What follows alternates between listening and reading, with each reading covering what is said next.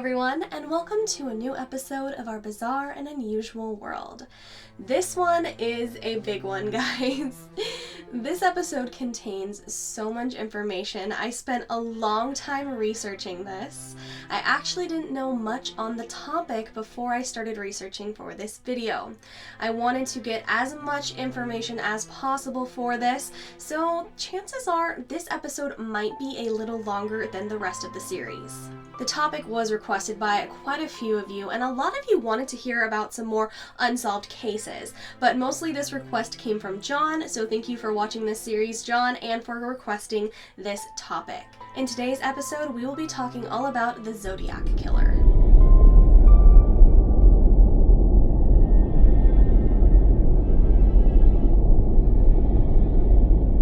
Bits and pieces of information, leads and tips from people who want to help catch the Zodiac Killer have been pouring into police headquarters here at the Hall of Justice for the last few days. So, of course, first off, we are going to be talking about a serial killer in this video and facts about the cases and the murders. So if you are sensitive to that material, I would go ahead and click off of this video now.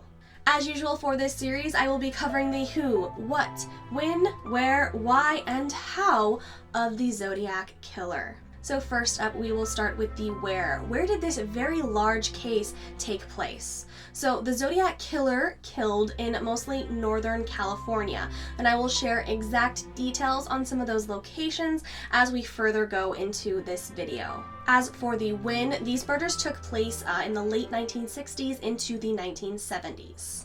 So now on to the what. What is this case?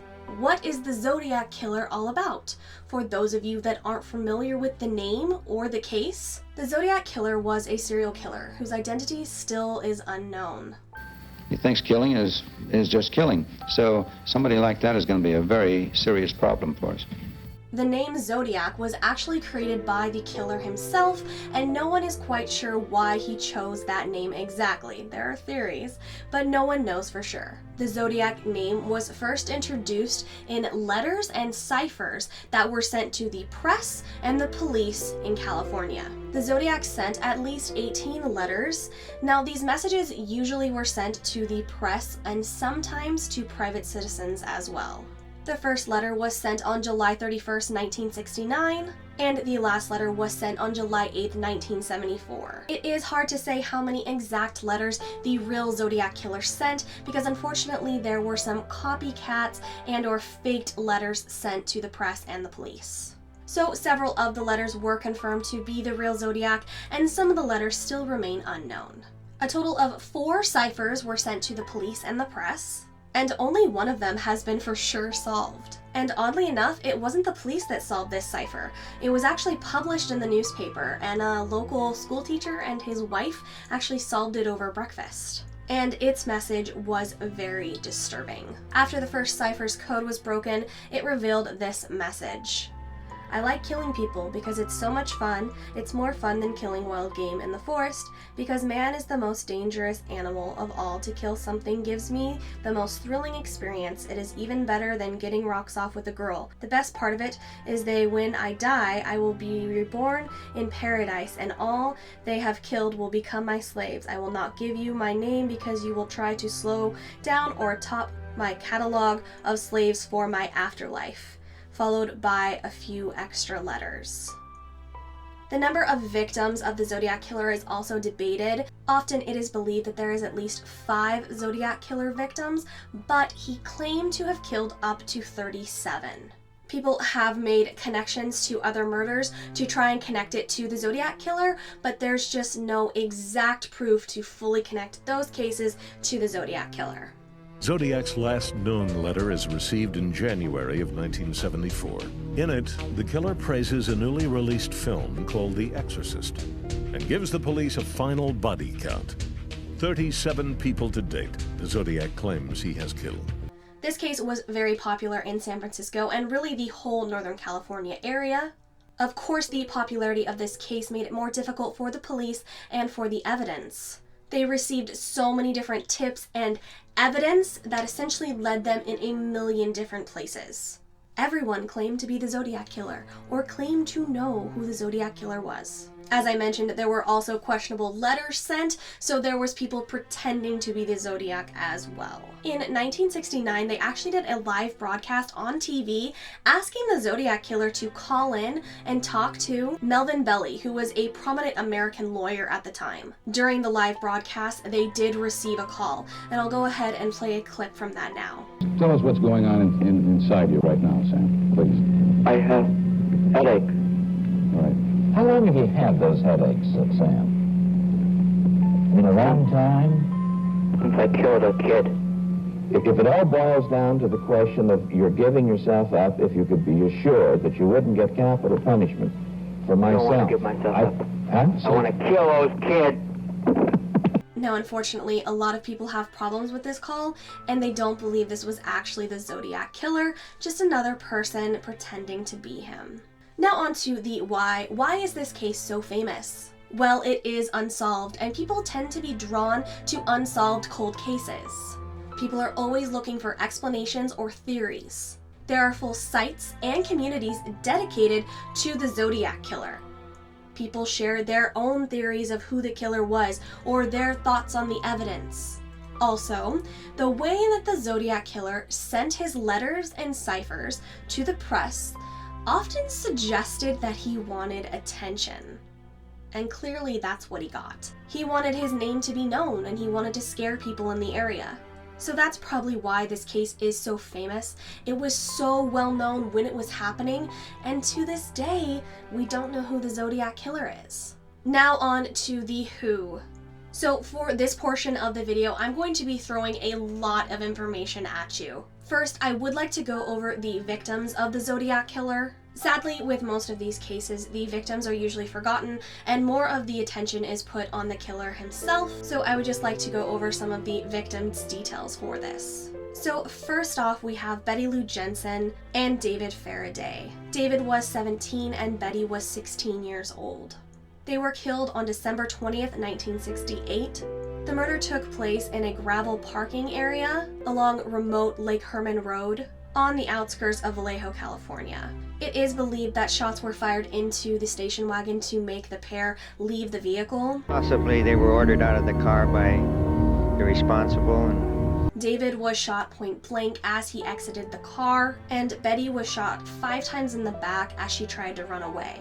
The weapon used was a .22 caliber semi-automatic pistol. Now, some people do debate if Betty and David were truly part of the Zodiac's kills, but I'll mention it later. He does take credit for their deaths. Next, we have Darlene Ferrin and Mike Mageau. Mike was 19 years old and Darlene was 22. The murder took place in a secluded parking area in a Blue Rock Springs park, once again on the outskirts of Vallejo, California. This took place on July 5th, 1969.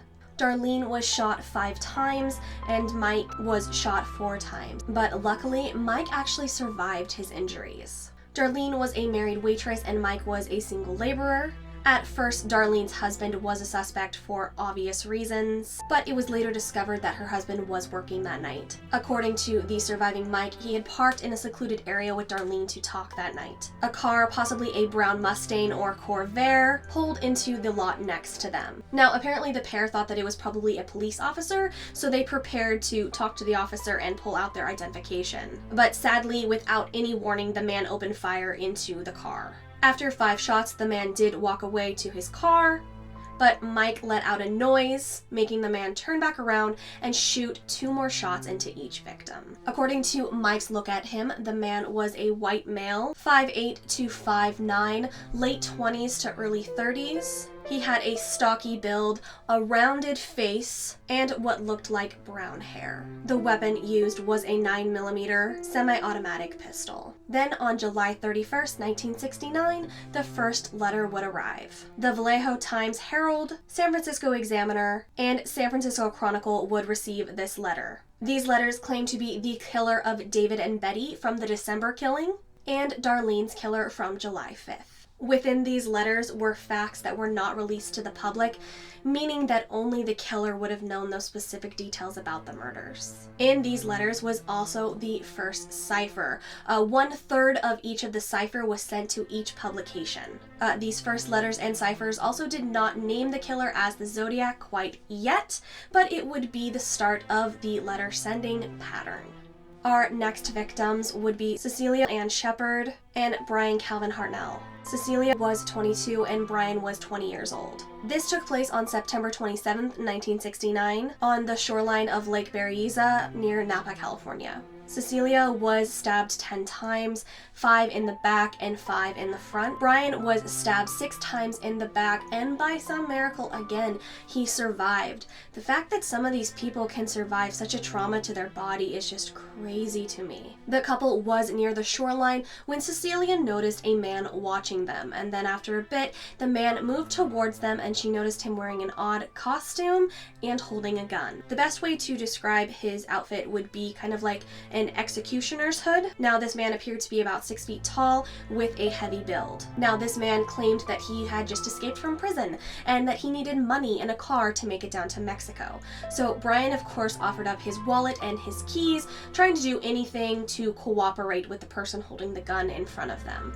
But sadly, nothing would work. After a few minutes of exchanging words, the couple was tied up with plastic clothesline, and then he began stabbing them. Brian was attacked first and then Cecilia, after which the man casually walked away from the scene. So, the boy was conscious enough to give you a description of the man? Oh, yes, the boy thought he wasn't gonna make it. He wanted to give a description of the guy best he could. About the best he could give us, that he had a hood over his face, and he was a big guy, 6 foot or better, over 200 pounds.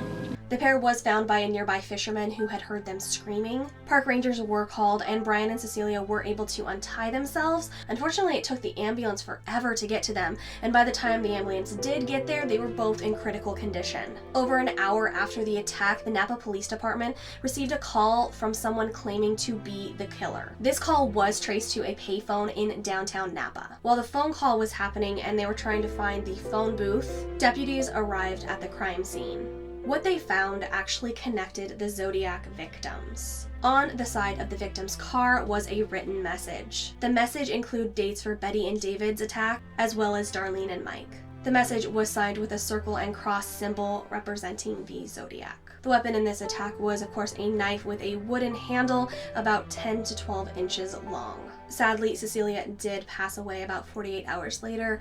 Brian did survive, as I said, and he's actually a lawyer in Southern California. Through the whole thing, like I mentioned before, at the beginning, I did think I was going to die. And so from that moment on, one has to have certain goals that you have to set. The first goal, of course, was to live. I suppose the second goal was to get untied. The next one was to get help. From getting help, getting to the hospital. You know, you have to have a successive set of goals. And if you can keep this going and you can keep your mind active, whether you die or not, you're at least psychologically attuned, whether you're in shock or not. If you can keep arguing with yourself, praying, doing anything to keep your mind off of yourself. The next victim is seen as when the Zodiac broke his pattern. His name was Paul Lee Stein, and he was 29 years old. This took place on the northeast side of Washington and Cherry Street in San Francisco, California. Paul was a cab driver in San Francisco, and he was shot once point blank in the head. The weapon used was a 9mm semi-automatic pistol, but not the same 9mm that was used in Darlene's murder. Now, his keys and his wallet were taken, which made people believe that this was just a robbery gone bad at first. Also, a large portion of his shirt was carefully torn and taken. During the investigation, they also found a bloody fingerprint on the outside of the cab, but so were a pair of men's gloves inside the back of the cab. So it's a little odd that the killer would bring gloves and then accidentally leave a fingerprint behind. There were 3 witnesses for this murder. They were about 60 feet away, but they all described seeing this killer wipe down the cab after he had killed Paul. They obviously did call the police and described a white male in his late 20s to early 30s, around 5'8" to 5'9". The man was once again described as having a stocky build, with reddish brown hair. He was wearing heavily rimmed glasses and dark clothing. Now, something that makes this crime so much worse is somehow a police dispatcher sent out that it was an adult black man. As a result, when 2 patrol officers saw someone walking down nearby the crime who fit the description of the Zodiac killer, they didn't stop him because the wrong report had gone out. These officers did get a good look at the man they saw, and after it was corrected on the dispatch, they realized that they could have seen him. It was on October 13th, 1969, that the San Francisco Chronicle would receive a letter. This letter was different as it contained a piece of the torn, bloody shirt that belonged to Paul Stine. After this crime, the public got to see the first wanted poster for what people said the Zodiac killer looked like, and it actually became a very famous poster. Now, I did want to talk about some of the other potential or possible victims of the Zodiac killer. I obviously can't go over all of them. I just wanted to touch base on some of them. People have connected these cases because of similarities between them and Zodiac and their own personal theories. We have Robert Domingos and Linda Edwards. Robert was 18 and Linda was 17. They were killed July 4th, 1963, on a remote beach in Santa Barbara County in California. The couple was approached while they were sunbathing, and Linda was forced to bind Robert at gunpoint. Both tried to flee and were shot multiple times. Then their bodies were taken to a nearby cabin where the killer tried to light the cabin on fire but failed. Now, the ammunition used was the same that killed Betty and David in the December 1968 murder. Many people connect these cases because of the weapons used, the pre-cut rope to tie the victims up, and just the idea of attacking vulnerable younger people in a secluded area. Another potential victim is Sherry Josephine Bates. She was 18 years old and was killed October 30th, 1966. She was found in an alley on the campus of Riverside City College in Riverside, California. Sherry was stabbed multiple times with a short blade. Sherry had been studying at the local library, and her car looked to be intentionally disabled about 100 yards from where she was found in the alley. A watch was found at the scene, and it is believed that she ripped it from her attacker's wrist. Zodiac was really first considered a suspect on this case in October 1969, when the Riverside police noticed a similarity between Sherry's case and a Zodiac case a month earlier in September 1969. At one point, the Zodiac killer did send a letter taking credit for Sherry's murder. But there is also a lot of evidence that suggests that the Zodiac killer took responsibility for crimes that he didn't have anything to do with. More popularity, more murders, more fear, that sort of thing.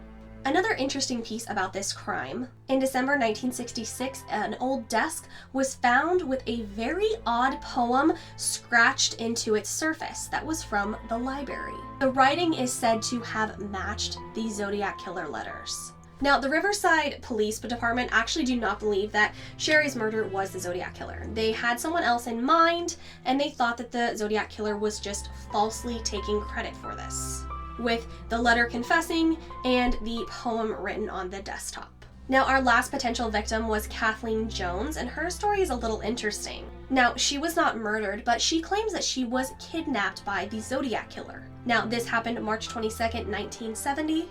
This took place on Highway 132 near Patterson, California. Now, in short, Kathleen claims that a man stopped her because something was wrong with her tire. When he offered to fix it, it looks as if he just made it worse and then kidnapped her and her infant daughter. Kathleen says she was able to jump out of the car when he slowed for a turn, and she hid in a nearby field with her daughter. Now, sadly, this case is a little bit of a mess because Kathleen's story has changed multiple times, and people don't know if they really truly believe her. Her story has changed, whether she's talking to police or the press.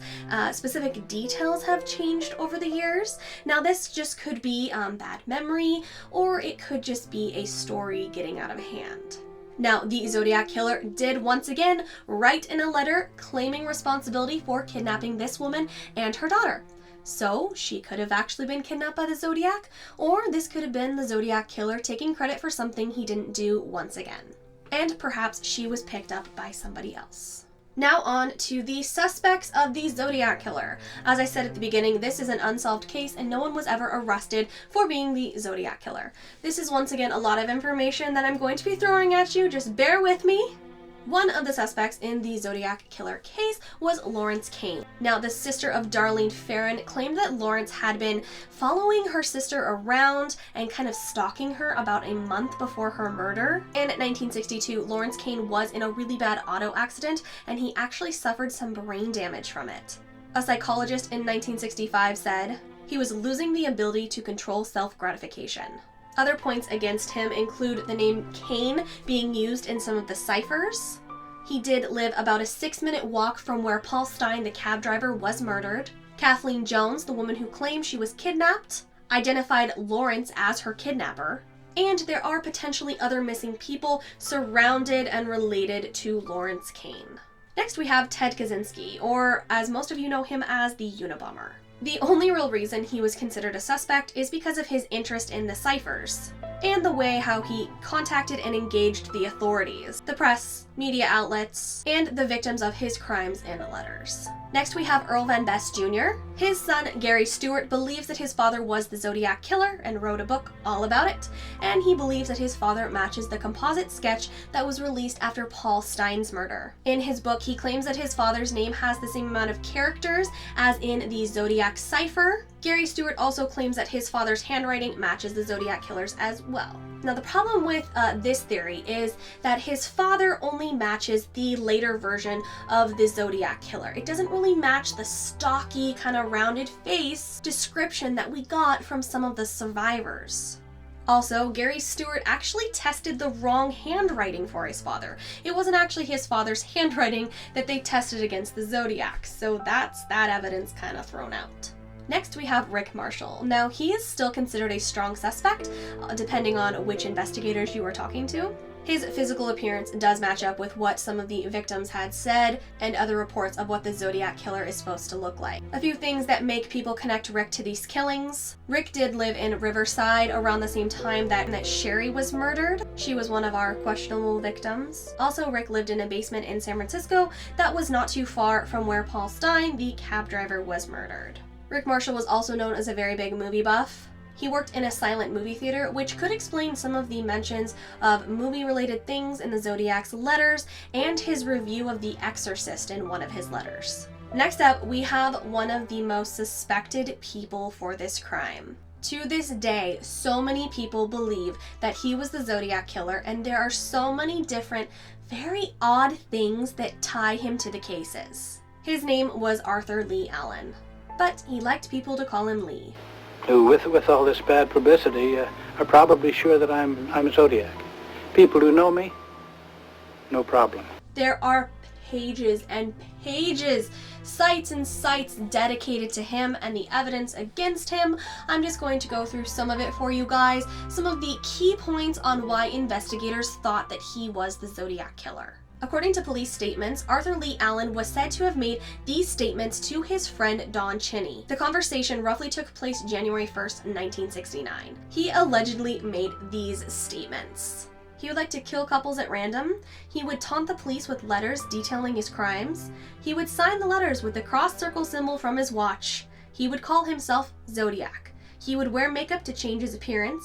He would attach a flashlight to the barrel of his gun in order to shoot at night. He would fool women into stopping their cars in rural areas by claiming they had problems with their tires, then loosen their lug nuts and eventually take them captive. So clearly we can see that so many of those statements relate to several of the Zodiac cases. And this conversation allegedly took place before those murders. He mentions a watch in those statements as well. He did, in fact, wear a Zodiac brand watch that not only had the Zodiac name, but had the same symbol on it as well. Another friend of Allen's mentioned that he liked to talk about hunting people because humans are more challenging because they have intelligence. In one of the Zodiac ciphers, he mentions hunting humans because man is the most dangerous animal of all. Later, Allen would also mention his favorite book, The Most Dangerous Game, a book about a man hunting people like animals. First words out of his mouth, the most dangerous game. And they say, my God, what's that? It's my favorite book. I've loved it since the 10th grade. And this was about a guy named Count Zarhoff, very similar name to Zodiac, who dressed like Zodiac, all in black, who hunted couples through the woods, carried a gun, carried a knife, carried a bow and arrow. The Most Dangerous Game book was also mentioned in the ciphers. In March of 1968, Allen was fired from his school job for molesting a student. With no place to stay, he moved back in with his mother and father in Vallejo, California. That's near 2 of the murders.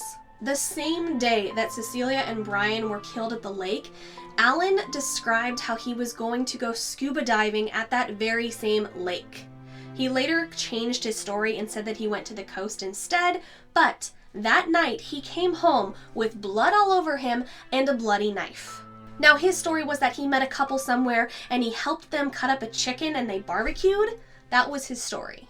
Now the Zodiac left a 10.5 size footprint at one of the crime scenes, and according to police reports, that is the same size as Allen's shoe. During the investigation, he also tried to use fake alibis by using character names as his witnesses or using neighbors' names of people that had already passed away. Allen also served about 3 years in jail, during which the Zodiac went quiet. No letters, no murders, the Zodiac was quiet while he was in jail. One of the victims, Darlene, her sister claims that he could have potentially been Darlene's friend Lee that would bring her different gifts from Mexico. In 1992, Mike McGow identified him as the man who shot him. He picked him from a police lineup and said, "That's him, that's the man that shot me." For some reason, he had never been showed any pictures before, which is kind of a little bit of a fail if you ask me. Now, there are some things that do not connect Arthur Lee Allen to the Zodiac murders. When his trailer was searched, no definite evidence connecting him to the Zodiac killer was found. Some people claim he had time to move it, but still, no evidence was found in his trailer. Prints were taken to compare against that bloody fingerprint on the cab that we talked about, and they were not his. Also, his handwriting did not match the Zodiac killer's handwriting from the letters. Years later, they would take DNA samples and compare it to the stamps on the letters, and Allen was not a match for this either. They even went as far as taking the palm print and seeing if it would rest against the letter as he was writing, and it did not belong to Allen. People in those days weren't really aware that you could leave a palm print and that it could be identified. They knew about fingerprints, but the public really wasn't that aware of palm prints. They were able to obtain palm prints from Arthur Lee Allen. It was compared to the one that had been developed earlier, and they don't match. That is not Arthur Allen's palm print. Unfortunately, there is a lot of circumstantial evidence against Allen. Arthur Lee Allen did die of a heart attack in 1992. No, I'm most certainly not the Zodiac killer. They haven't arrested me because they can't prove a thing. I'm not the damn Zodiac. There are, of course, some other suspects and other theories. Some people thought that this was related to the Manson murders, but the FBI actually ruled them out for the Zodiac case. A man named Ross Sullivan was talked about briefly, and there are so many kids that have written books about their father being the Zodiac killer. Like, so many. I mean, I guess you gotta sell books or something, but geez, claiming your dad was a Zodiac killer? That's cold. So how does the new evidence affect this case? The DNA tests, of course, are a big thing. They did not have DNA testing in the 60s and 70s, so that's a big thing to add to the case to test the stamps of the Zodiac letters sent. Now, Robert Graysmith, a researcher and investigator on this case, he wrote a book all about the Zodiac, had something to say about that. He believes that these letters were not accurately stored for 30 years to perform DNA testing. He also says, even in those days, if I were going to write an anonymous letter, I'm guaranteeing, especially if Zodiac wore gloves, he would never lick a letter. So, closing thoughts about this case. You know, mostly my closing thoughts about this case. As I said, I didn't know much about it, so all of this new research is very new to me, and I just had to take my first impression of the case as I was doing this research. You know, sadly, we're never gonna know who the Zodiac killer is. It's been too many years, and I highly doubt there will be any new evidence or anything too concrete say who the Zodiac killer was. Personally, I just feel like there's so much evidence against Arthur Lee Allen. I know that the DNA didn't match on the stamp, but I agree with Robert Graysmith. If you're gonna go through all this trouble of, you know, being the Zodiac killer, why wouldn't you just have like your buddy or your like friend lick the stamp for you? Also, with the bloody fingerprint on the outside of the cab, if you had gloves, why would you reach in and touch blood and then leave a fingerprint? It could have easily been one of the responding officers or a passerby, something to that effect. I just think that if you had the gloves, why would you leave a fingerprint? And I'm sorry, the whole handwriting analysis of this case is very odd to me. I get that it's like a thing that people do, but I don't necessarily believe it should be used in cases to outrule a suspect. If someone told me to write a paragraph of something and I thought about it, I could intentionally change my letters. There's different ways to write letters. You could intentionally forge your writing in a way. I don't think that that should be used as a way to get rid of suspects. I just don't believe in that. Oh my gosh. You guys, this was so much research. This is probably the biggest video I've done for this series, but I really did enjoy learning stuff about this case and doing the research. So thank you guys to those of you that suggested it. Thank you guys for watching this. I hope that you guys learned something new about this case. If you liked this video, please give me a big like. It lets me know that you guys are enjoying this series. It really means a lot. As always, I love to read your comments. So if you have any comments about this episode, feel free to leave them below. Who do you think the Zodiac Killer is? Any of the guys that I said, or is it some mystery person that we'll never know? I'd love to hear your guys' thoughts. Thank you so much for watching this episode, you guys, and I will see you in the next one. Bye!